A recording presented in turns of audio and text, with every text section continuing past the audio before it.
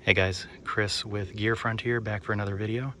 This time we're discussing vehicle preparedness, kind of vehicle EDC, and 5 things that you should definitely have in your vehicle, and then a couple bonus nice to haves. So the first thing is going to be either jumper cables or a battery jump pack, or both, depending on the type of person you are.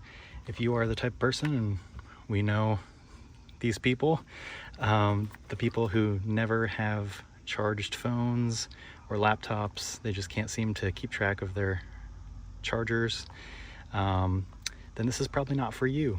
I would probably just stick with jumper cables, but if you're able to stay on top of stuff like this and make sure that they are fully charged, then these are great.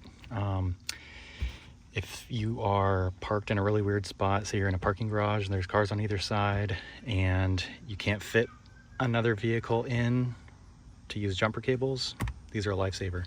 I can't tell you how many times I've used this at work or just to help random people out.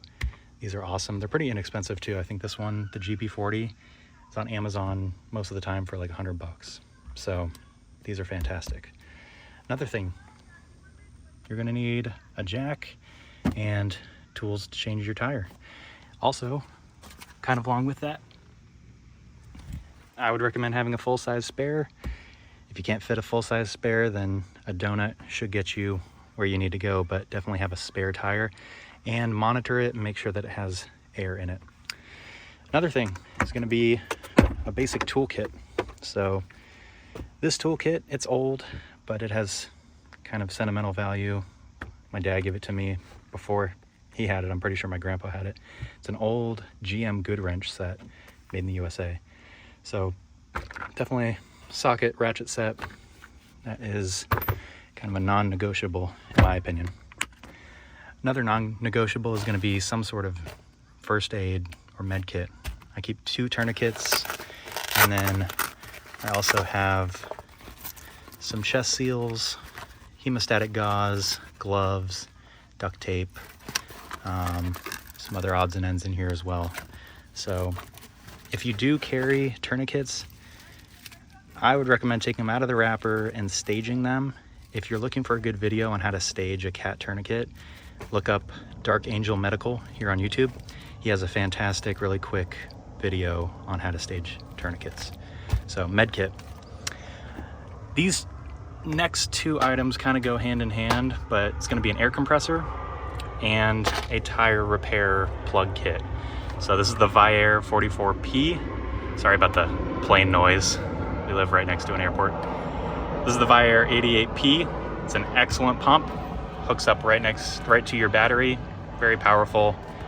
Can inflate large tires. I have close to 32-inch tires on my 4Runner. Inflates those in no time. And then a good tire plug kit. Okay, so those are my kind of non-negotiables.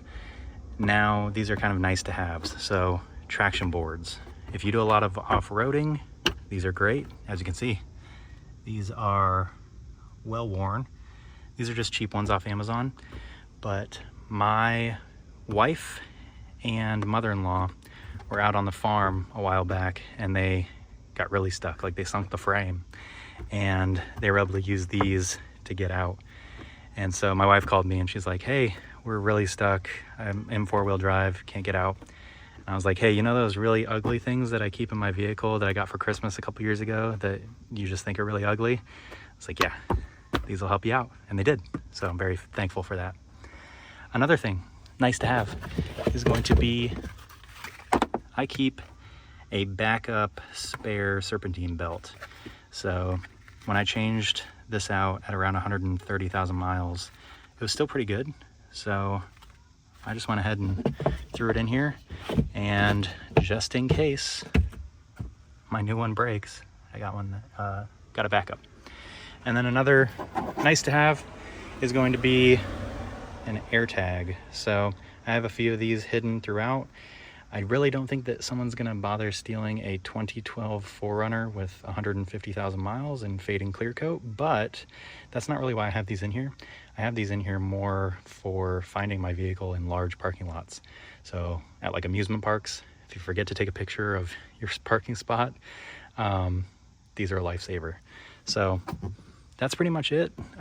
If you guys have any other suggestions for vehicle EDC, vehicle preparedness, leave it in the comments below.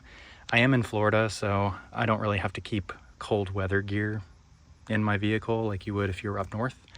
But yeah, let me know. Thank you guys for watching, and I'll see you in the next one.